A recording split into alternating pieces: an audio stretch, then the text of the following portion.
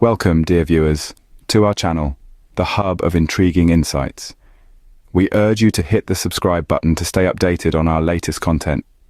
Today, we peel back the regal curtains to look at the constant drama within the House of Windsor. An enthralling spectacle.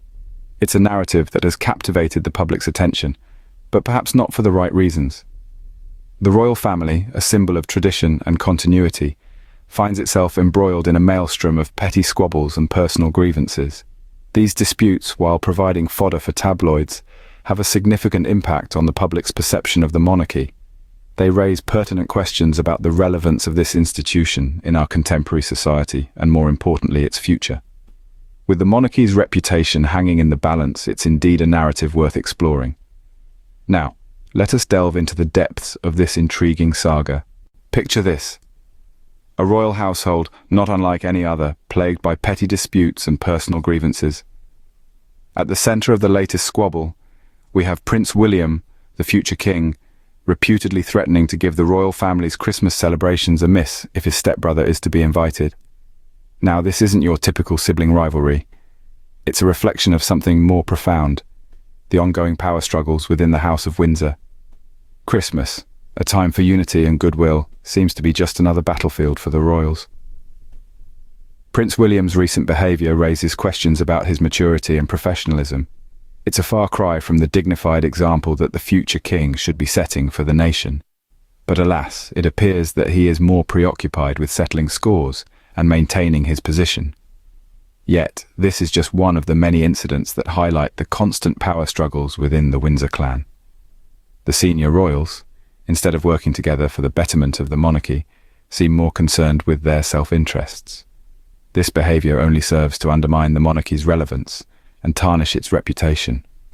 It's a game of thrones, not in a fictional land, but in the very heart of Britain. One might argue that royals are humans too, and they're prone to the same disagreements and arguments as the rest of us. However, the Windsor clan isn't just any family. They are the embodiment of a centuries-old institution, an institution that is expected to uphold the highest standards of grace and decorum. If they cannot conduct themselves with the dignity expected of them, how can they hope to command the respect of the British people? This is a royal household, yet it appears no different from a theatrical stage, rife with drama and intrigue. And as long as the royal squabbles continue, the monarchy will remain under the spotlight, but for all the wrong reasons. One may ponder, amidst these squabbles, where does the monarchy's relevance stand in the eyes of the British people? The monarchy, an institution that has been an integral part of Britain's identity for centuries, is facing a unique challenge today. The constant power struggles, the petty grievances, the self-serving behavior among the senior royals. All these are chipping away at the very foundations of the monarchy's relevance. It's not merely about the squabbles within the House of Windsor, it's about the image these squabbles project to the British people and indeed to the world. The monarchy is not just a family, it's a symbol of national unity, a beacon of continuity and tradition. Yet, when this symbol is marred by infighting and discord, it raises questions about its relevance in the modern age. The British public, who have long held the royal family in high regard, are now beginning to question the monarchy's role. What was once considered a source of pride is now being viewed with a more critical eye. The glamour and prestige that once shrouded the monarchy are being replaced by skepticism and doubt. It's not to say that the monarchy has lost all its relevance. Many still view it as an embodiment of Britain's rich history and tradition, but the actions of its senior members are causing this image to waver. The dignity, the grace, the decorum that are expected of the royals are being overshadowed by their personal dramas. This is a pivotal moment for the monarchy. It needs to reclaim its relevance, not just as a historical institution, but as a symbol of national unity and pride. It needs to demonstrate that it is more than just the sum of its parts, that it is greater than the squabbles and power struggles that currently define it. If the royals cannot uphold the grace and decorum expected of them, can they command the respect of the British people? This question hangs heavy in the air, waiting for an answer. Only time will tell if the monarchy can rise above its challenges and re-establish its relevance in the hearts of the British people.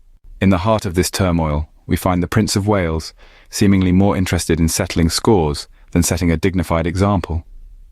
Now, this is a predicament. The prince, who is destined to be the future king, yet he seems to be entangled in a web of petty squabbles and personal grievances. His reported threat to boycott the royal family's Christmas celebrations if his stepbrother is invited is a startling display of immaturity. This is not the behavior expected from someone who is in line to the throne. His actions, though may seem insignificant to some, carry a profound weight. They are perceived by the public, scrutinized by the media, and more often than not, they set the tone for how the monarchy is viewed. When the Prince of Wales prioritizes personal vendettas over family unity and national representation, it sends a message. A message that the monarchy is more preoccupied with their internal power struggles than the welfare of the nation they're supposed to represent. This is not just about a family feud. It's about the diminishing reputation of an institution that has stood for centuries. The prince's actions are not just affecting his personal standing, but they're also chipping away at the monarchy's relevance. And what about his role as a leader? As the future king, the prince is expected to lead with grace, dignity, and integrity. Yet his actions paint a different picture. Instead of rising above the fray, he seems to be fueling the flames of this royal drama. It's high time the Prince of Wales reevaluates his priorities. He needs to remember that his actions reflect not just on him, but on the entire monarchy. He has a responsibility to uphold the dignity of his position and to set an example for the nation. The prince, rather than leading with dignity, appears to be fueling the flames of this royal drama. Let's hope he realizes the importance of his role and begins to act in a manner befitting his future title as king. As we reflect on these royal dramas, the question remains, what does the future hold for the House of Windsor? For the monarchy to survive in a modern democratic society, it must adapt and evolve. The royal family's personal squabbles and power struggles play out in the public eye, casting a shadow over their role as national figureheads. The ongoing drama within the House of Windsor, rather than adding a touch of intrigue or glamour, seems to be chipping away at the royal family's stature. The public sentiment, once filled with reverence and affection, has begun to waver. The British people are questioning the relevance of a monarchy that seems more preoccupied with internal strife than with serving the nation. In a world where democracies value transparency, accountability, and merit, the monarchy's foundations of birthright and tradition appear increasingly shaky. A royal household consumed by personal grievances and power plays risks becoming a relic of the past rather than a beacon of stability and unity. The future of the House of Windsor may well depend on its ability to rise above these petty squabbles and to refocus on their duty to the nation. The British people need a monarchy that symbolizes unity, stability, and continuity, not one that is embroiled in constant drama. But to do so, it must demonstrate maturity, professionalism, and a commitment to serve the nation above personal interests. The royals must remember that they are not just individuals, but symbols of a nation's identity and continuity. In conclusion, the monarchy's relevance in today's society is not a given, but something that must be earned. By rising above personal dramas and displaying dignity, grace, and a commitment to serve, journeyed through the royal trials and tribulations, offering a glimpse into the House of Windsor's ongoing saga. We've observed the petty squabbles, the personal grievances, and the startling lack of maturity displayed by certain members. We've questioned the relevance of the monarchy in an age where dignity and decorum seem to be fading away, overshadowed by self-serving behaviour and power struggles. And we've pondered the predicament of the Prince of Wales torn between familial loyalty and the need to maintain his position.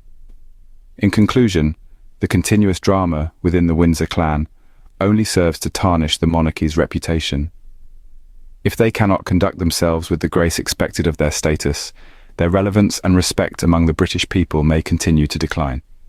Thank you for joining us in this intriguing exploration. Remember to subscribe, like, and share our content, and join us next time as we delve into more captivating topics.